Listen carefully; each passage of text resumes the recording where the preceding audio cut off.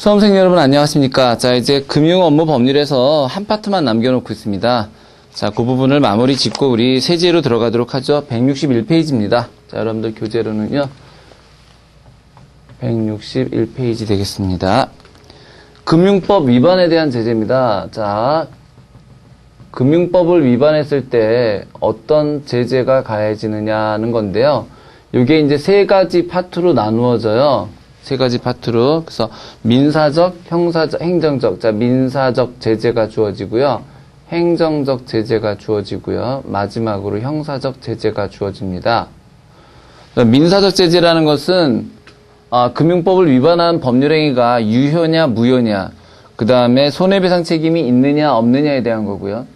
행정적 제재라는 것은 주로 금융위원회가 담당하게 될 텐데, 금융위원회가, 그러니까 이거는 유무효, 그 다음에 손해배상, 이런 거고, 여기는 이제 금융위원회가 이거를, 영업 취소를 할 것인가, 뭐 이런 거에 대한 거요.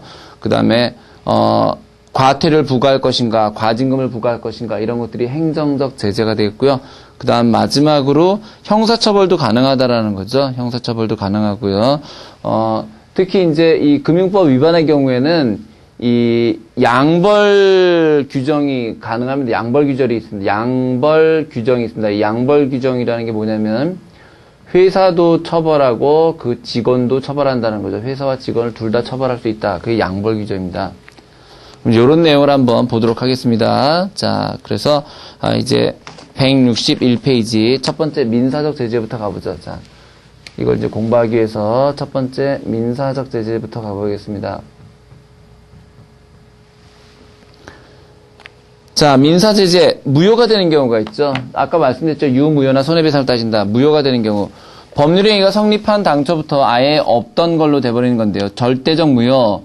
법률행위란 당사뿐만 아니라 모든 경우에 완전히 무효가 되는 거고요. 상대적 무효는 당사자끼리 무효지만 그것을 모르는 선의 제3자는 무효가 아닌 걸 말합니다. 그 다음에 당연 재판상 무효는요. 당연 무효는 재판하지 않아도 무효가 되는 걸 말하고요. 재판상 무효는 소송에 의해서만 무효를 주장할 수 있는 걸 말합니다. 그 다음에 전부 일부 무효. 전부가 무효가 되는가 아니면 일부만 무효가 되는가인데 그건 좀 써볼까요? 그거는 이렇게 구분이 됩니다.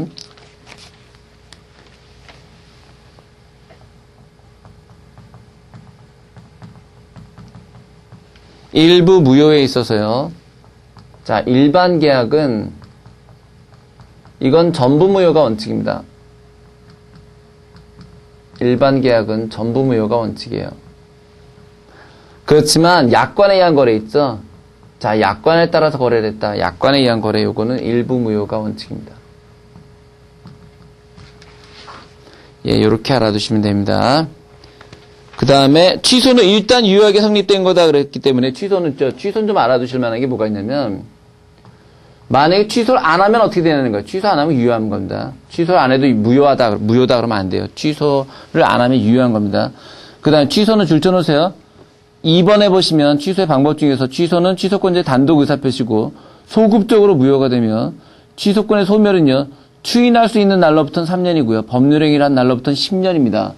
취소권도 영원한 게 아니라 근데 그렇게 따지더라도 좀 많이 길죠. 그죠? 그 다음에 철회는 이거는 상대방에게 되는 것이고요. 아직 효력을 발생하지 않고 있는 의사표시를 그대로 저지하는 겁니다. 그대로 저지하는 거. 단독 의사표시 가능하고요. 그 다음에 계약의 해제는, 자, 해제와 해지 구분해 드릴게요. 해제와 해지가 있는데요. 해제라는 것은 일시적인, 급부가 행해지는 계약을 대상으로 하고요. 요런 거를 대상으로 하고요. 해지라는 것은 계속적인 거예요. 그러니까 예금 통장은 정기예금은 해지가 맞는 거죠. 그죠? 무슨 말인지 알죠? 딱 한 번만 이루어지면 해제가 맞지만 적금 통장은 해지가 맞는 거죠. 됐죠? 그 다음 강제이행. 자, 강제이행은 채무불이행의 구제 방법에는 강제이행이 이루어지나 이행불능은 손해배상을 청구할 수 있다. 이게 뭐냐면 돈을 안 갚는 경우는 채무불이행 계약 강제이행을 할 수가 있지만 이행을 할 수 없는, 이행이 불가능해서 인도물이 파손되거나 이랬을 경우에는 나한테 줘야 될 물건이 깨졌을, 나 도자기를 줘야 되는데 도자기가 깨지면 이행 불능 상태잖아요. 그랬을 경우에는 손해배상을 청구할 수 있다. 그 다음에 채무명의의 존재됐고요. 강제이행 방법은, 자, 방법은 좀 줄쳐놓으세요. 직접 강제, 대체 집행, 그 다음 부작위 채무의 강제이행, 간접 강제 등이 있다. 됐습니다. 뭐 너무 하나하나 구체적으로 아실 필요 없어요. 직접 강제, 대체, 부작위 채무 강제이행 등이 있다. 됐습니다. 손해배상. 자, 손해배상은 딱 두 가지 경우에만 이루어집니다. 아무 때나 이루어지는 게 아니고요. 손해배상은 채무불이행하고 불법행위, 이 두 가지에만 손해배상이 이루어집니다. 원칙은 통상손해입니다. 그래서 일반적으로 발생하는 통상손해가 그 한도가 되는데요. 특별손해는 특별한 사정으로 인한 손해를 가해자가 그 사정을 알았거나 알 수 있었을 때 한한다. 됐죠. 그러니까 가해자가 그런 손해가 발생할 것을 예견할 수 있었을 때 한해 배상한다 이 얘기입니다. 그 다음 손해배상액의 종류에는요. 재산적 손해와 정신적 손해가 있는데 적극적 손해, 그 다음 소극적 손해가 뭐냐면요. 적극적 손해는 이제 그 재산이 없어져가지고 생긴 걸 말하는데 소극적 손해는 지금 당장 뭐가 없어진 게 없는데 사람이 죽었으면 이제 그 사람의 소득이 앞으로 벌어들일 소득이 없어진 거잖아요. 그죠? 그런 경우에 말하는 거예요. 그 다음 정신적 손해라는 것은 위자료 말합니다. 손해배상은 금전배상이 원칙이고요. 만약에 둘이 합의하면 금전배상 이외에 물건으로 배상하는 것도 가능합니다. 그 다음 명예훼손 경우에는 피해자 청구에 의하여 손해배상과 함께 명예회복에 적당한 처분, 예를 들어 신문에 사과방설한다든지 하는 것들을 명할 수가 있습니다. 됐죠? 예, 그 다음에 행정적 제재, 예, 됐어요. 그런 것들을 매길 수 있다. 특히 이제 금융위원회가 한다고 말씀드렸었고요. 그죠? 예. 됐죠? 자, 그 다음에 금융분쟁의 해결이 있는데요. 잠깐만요. 그 부분은, 자, 금융분쟁의 해결이 있어요. 우리 체계에서, 요거는 이제, 빠져있는 부분이니까 제가 좀 간단하게 설명을 드릴게요. 요걸 지우고 가볼까요? 자, 참고적으로.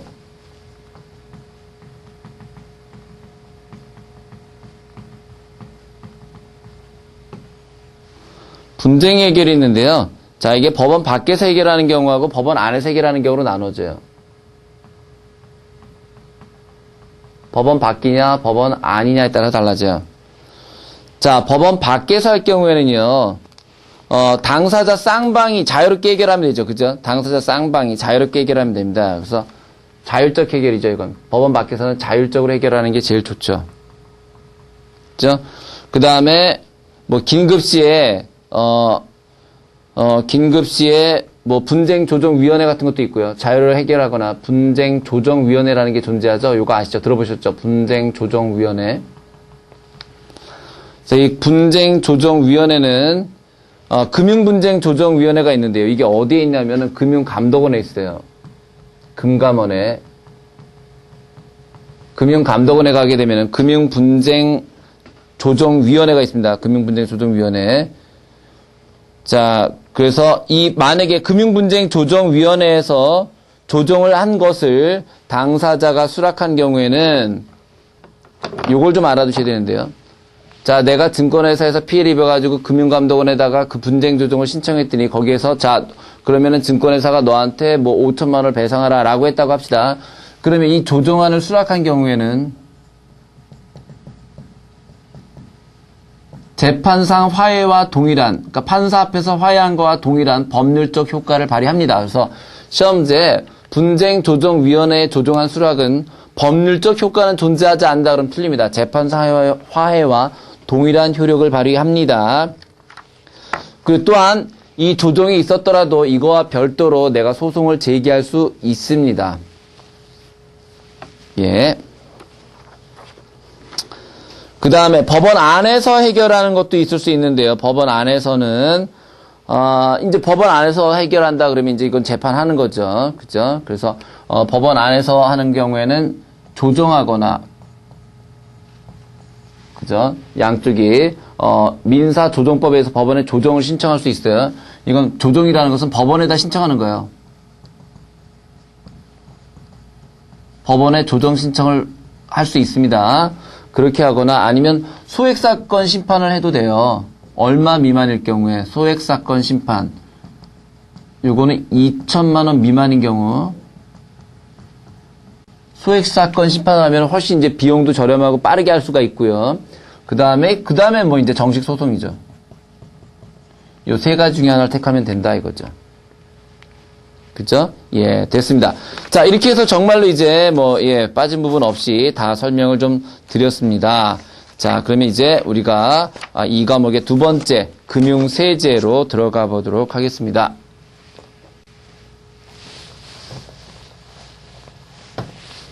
자, 이제 우리는 금융세제로 들어가 보도록 하겠습니다. 자, 이제 금융세제에서 다루게 될 거를 제가 크게 이제 봐드릴게요. 뭐를 우리가 도대체 공부하고 정리를 해야 되는지를 봐드릴게요. 자, 우리가 공부해야 될 금융세제는요,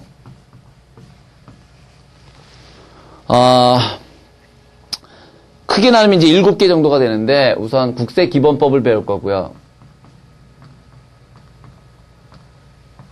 그 다음에 소득세, 법인세 이런 거 배웁니다.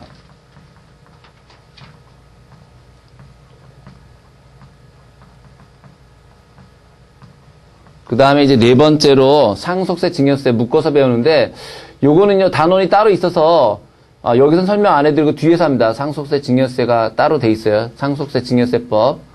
요거 따로 단원이 있고요. 그 다음에 증권거래세법.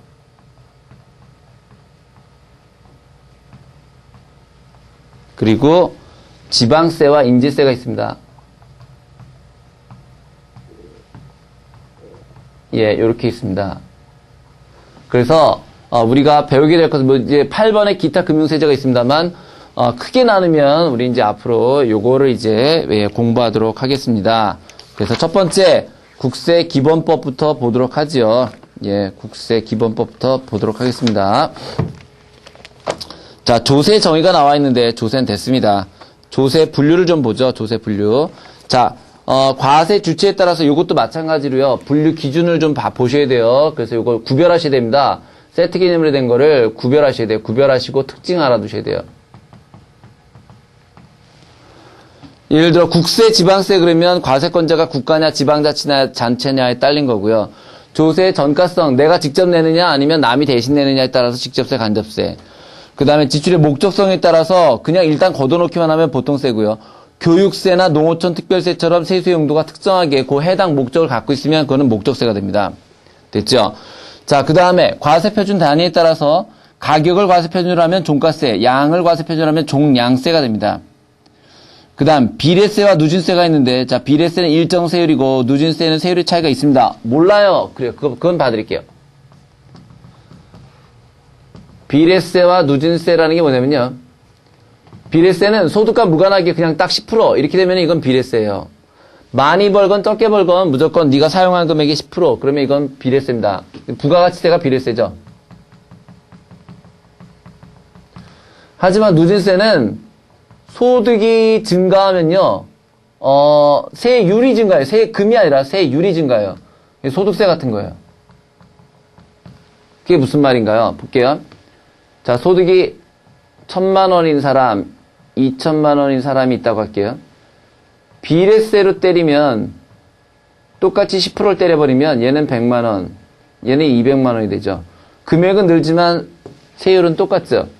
여기에 이제 누진세가 적용되면 누진세가 10%, 20% 적용된다고 합시다. 그럼 얘는 그대로 100만 원이지만 얘는 200만 원이 아니라 20%가 적용돼서 400만 원이 되죠.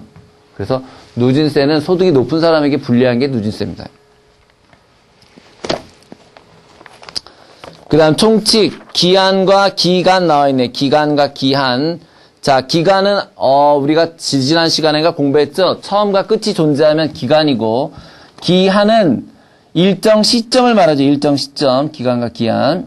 자, 서류의 송달, 교부, 우편, 공시, 전자 네 가지가 있다 좀 알아두시고요. 교부송달 그러면 직접 갖다 주는 겁니다. 공무원이 직접 갖다 주면 교부송달이고요. 우편송달은 등기우편입니다. 등기우편. 자, 그 다음에 공시송달은 송달 장소가 국외에 있어서 송달이 곤란할 때이거나 혹은 송달 장소가 분명하지 않을 때, 송달할 장소가 없을 때, 이럴 때에는요. 여기서부터 중요한데요. 그 서류의 요지를 공고하고요. 서류의 요지를 공고하고 그리고 14일이 경과하면 좀 오해가 소지가 있는데 그 내용을 공지합니다. 그 다음에 14일이 경과합니다. 그럼 14일이 지나면 내가 전달한 걸로, 즉 송달이 된 걸로 인정하는 거예요. 그렇게 됐을 경우는 송달이 된 거로 간주합니다. 날짜가 14일이 지나면 송달이 완료된 거로 인정합니다. 그 다음에 전자송달은 신청자가 신청한 경우에만 해당된다. 자, 납세의무의 성립. 소득세 요거 꼭 별표 치고 알아두셔야 돼요. 납세의무의 성립 시기는요, 이건 뭐, 100% 나온다고 보셔도 됩니다. 성립 시기 꼭 외워놓고 시험 보러 가세요. 성립 시기. 소득세, 법인세, 부가가치세는 과세기간 종료시, 상속세는 상속개시, 증여세는 증여에 의한 재산 취득, 인지세는 과세 문서 작성, 증권거래세는 매매거래 확정, 가산세는 가산할 국세 납세 의무 성립, 그 다음에 원천징수되는 소득세와 법인세는 소득금액, 수익금액을 지급하는 때다라는 거 꼭 좀 기억하시기 바라겠고요. 그 다음에 그거만큼 또 많이 나오는 게 바로 거기에 있는 납세 의무의 확정입니다.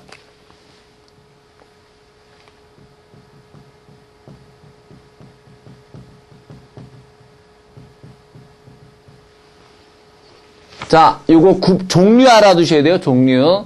첫 번째, 신고확정. 신고확정이라는 것은 내가 신고함으로써 세금 금액이 그대로 확정되는 걸 말합니다. 납세 의무자가 돈을 내야 되는 사람이 표준과 세액을 정부에 신고하는데 그 신고로 확정되어 버리는 거예요. 믿고 하는 거죠. 그죠? 증권거래세가 그렇고요. 소득세, 법인세, 부가가치세가 다 여기에 속합니다. 요거 종류 알아두셔야 돼요.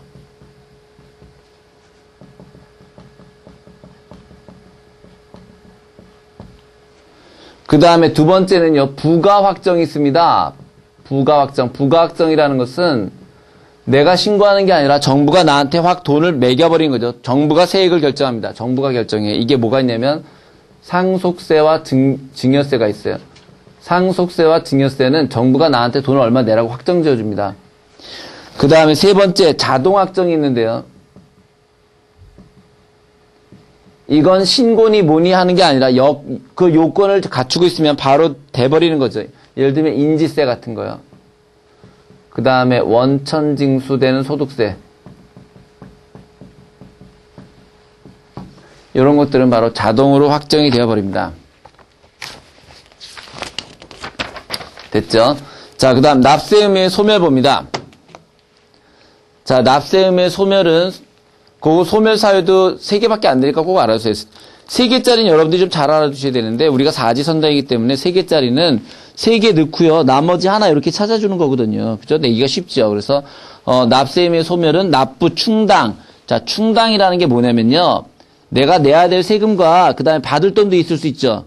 그죠? 그 받을 돈을 내가 낼 돈과 받을 돈을 상계하는 게 충당이에요. 자, 내가 내야 될 세금하고 그 다음에 내가 받아야 될 환급금을 상계하는 게 충당이에요. 자, 그 다음에 국세부가의 제척기간. 지난번에도 나왔었던 거죠. 제척기간은.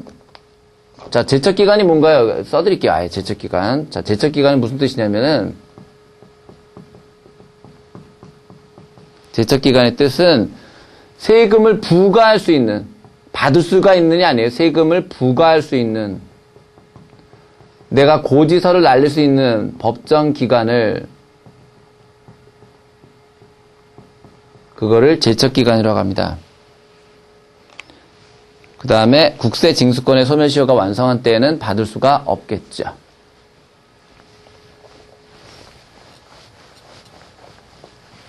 자, 우린 지금 국세기본법을 하고 계십니다. 그 다음 수정신고, 경정청구 및 기한 후 신고를 보도록 하지요. 자, 수정신고, 과세표준신고서를 법정 기간 내에 적법하게 제출한 자 줄치세요. 수정신고의 요건이 이거예요. 우선 법정 시간 내에 신고 기한 내에 적법하게 제출을 해야 돼요. 근데 그때 있잖아요.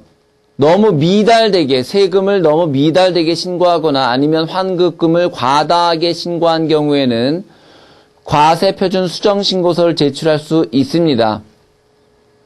단 법정신고 기한 경과 후에 6개월 안에 제출하면, 그러니까 기한을 넘겨서 제출할 경우에는 최초의 과소신고로 인하여 부과할 가산세를 50%를 감면합니다. 이내에 제출하면 50%가 감면됩니다. 그러니까 6개월 이내에는 내라 이거죠. 그죠?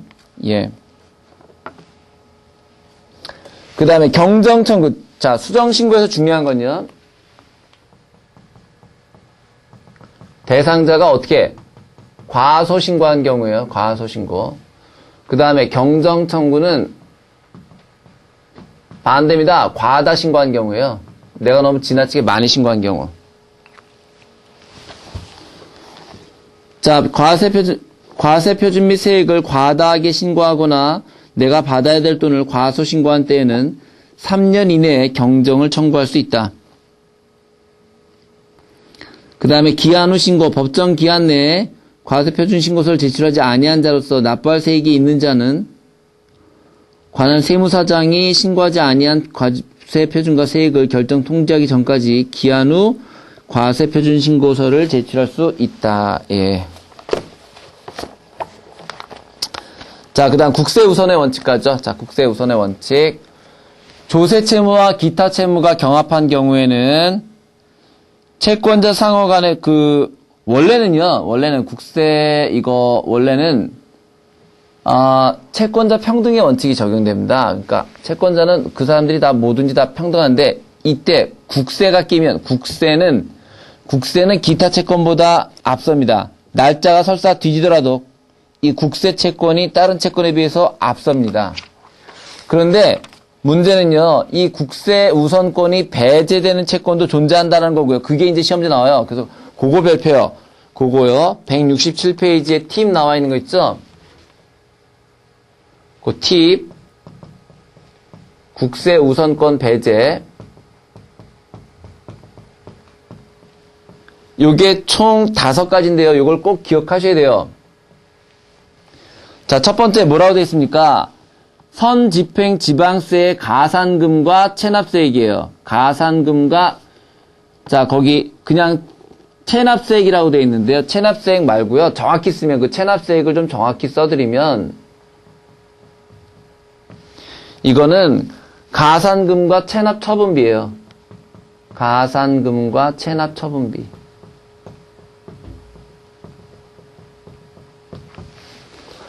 그 다음에 강제집행에 소요된 비용, 그리고 법정기일 전에 설정된 선세권, 질권 또는 저당권에 의하여 담보된 채권, 그리고 우선변제 신고 확정된 국세, 그거 모르셔도 돼요. 그건 괜찮고요. 그 다음에 우선변제 임차 보증금이요. 우선변제 임차 보증금. 요거는 거기다가 옆에다가 주택임대차 보호법이라 좀 써주세요. 주택임대차 보호법. 주택임대차 보호법상의 우선변제 임차 보증금하고요. 근로기준법상의 우선변제 임금채권. 요거 2개가 중요한 거예요. 그거 2개가. 그러니까 우선변제되는 임차 보증금. 그 다음에 근로기준법에서 보호하고 있는 우선변제 임금채권.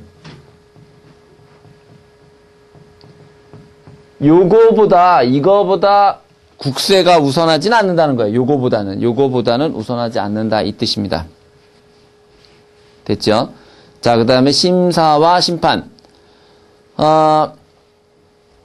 국세가 잘못됐다. 내가 뭐 잘못 매겨졌거나 이랬을 경우에 할 수가 있는데 이의 신청, 심사 청구, 심판 청구를 어디다 하는지가 중요해요. 어디다가. 자, 이의 신청은 나한테 처음에 세금을 부과한 데가 있겠죠? 거기다 하는 겁니다. 이의 신청은. 자, 그래서 이의 신청은 처분청이고요. 심사 청구는 국세청입니다. 국세청. 그 다음에 심판 청구는 국세심판원이에요. 자, 이때 이의 신청은 청구인의 선택에 따라서 생략 가능합니다. 거기다 이의 신청에서 써놓으세요. 이게 거의 순서대로인데요. 이때 이의 신청은 생략해도 됩니다. 생략하면 안 된다. 아니다. 생략이 가능하다. 이걸 생략하고 바로 심사 청구로 가도 된다 이 뜻이에요. 바로 심사 청구로 간다. 그런데 이때 심사 청구하고 심판 청구는요. 둘 중에 하나만 해야 돼요. 심사 청구를 할 건지 심판 청구를 할 건지는 하나만 선택해야 돼요. 즉 국세청에다가 심사를 청구할 것인지 아니면 국세심판원에다가 심판을 청구할 건지 하나만 선택해야 됩니다. 자, 이의신청, 심사, 심판 청구 이거 세 개다. 이의신청, 심사 청구, 심판 청구 이 세 개 다 기한이 있는데요. 기한이 뭐냐면 처분청에 처분을 안 날로부터입니다. 안 날로부터 90일이에요. 처분청의 처분을 안 날로부터 90일 이내에 제기해야 됩니다. 특히 심사 심판 청구는 행정소송의 전제 조건이 되기 때문에 자, 요것도 좀 알아두셔야 되는데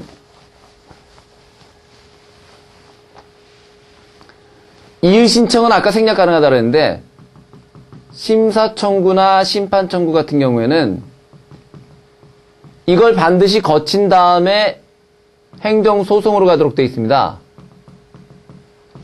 만약에 시험지에 이거 없이 행정소송 갈 수 있다면 틀립니다. 그래서 요거는 반드시 이걸 전치주의라고 하는데 이 경우에는 행정소송 이전에 반드시 둘 중에 하나를 거쳐야 된다라는 거 이거 없이는 행정소송 제기할 수 없다라는 거를 좀 꼭 기억하시기 바랍니다. 되셨죠? 자, 그 다음에 이제 소득세로 가보도록 하겠습니다. 소득세로.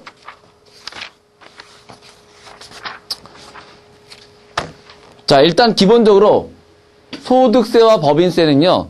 소득세는 개인을 대상으로 하는 거고 법인세는 기업을 대상으로 하는 거죠. 그죠? 예, 그걸 좀 알아두시면 되겠고요. 오늘은 그 소득세의 그 기준만 좀 예, 크게 그 범위만 한번 보도록 하죠. 범위만. 자, 소득세는 자연 개인을 납세 의무자로 하는데요. 법인격 없는 단체 중에서 법인으로 보는 단체가 아니면 그거는 예, 그러니까 시험제 소득세법은 동창회나 종중도 법인세 아니요. 동창회는 그냥 소득세를 내는 게 맞습니다. 동창회는 소득세를 내는 게 맞아요. 이때 소득세법은 개인을 뭐와 뭐로 구분하냐면요. 거주자와 비거주자로 구분하거든요. 거주자, 비거주자. 그래서 이 거주자는 거주자의 기준과 비거주를 알아야 되는데 거주자의 기준은요. 국내에 주소를 두거나 1년 이상 거소를 둔 개인입니다. 그래서 이런 사람의 경우에는 국내외의 모든 소득에 대하여 납세 의무가 있습니다. 국내외 모든 소득에 대해서. 그래서 국내 소득만 틀립니다. 국내외 모든 소득에 대하여 납세 의무가 있습니다.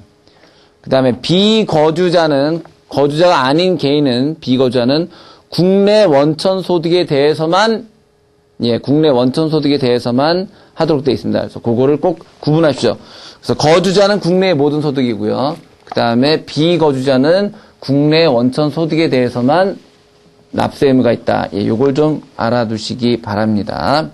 자, 그 다음에 소득의 구분을 한번 볼까요? 소득의 구분은요, 거주자와 이제 비거주자로 나누어서 거주자의 경우에는 종합소득, 퇴직소득, 양도소득 등이 있다 이렇게 되어 있는데요. 그죠? 자, 그래서 종합소득에 속하는 게 이자, 배당, 부동산 임대, 사업, 근로, 연금, 기타 소득 등이 있고요.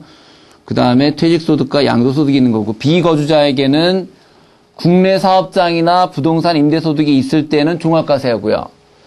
그 다음에 국내 사업장이나 부동산 임대소득이 없을 때는 분리과세하고요. 그 다음에 국내 원천소득으로 퇴직소득, 양도소득, 살림소득이 있을 경우에는 분류과세하죠. 근데 그 살림소득은 지우세요. 살림소득은.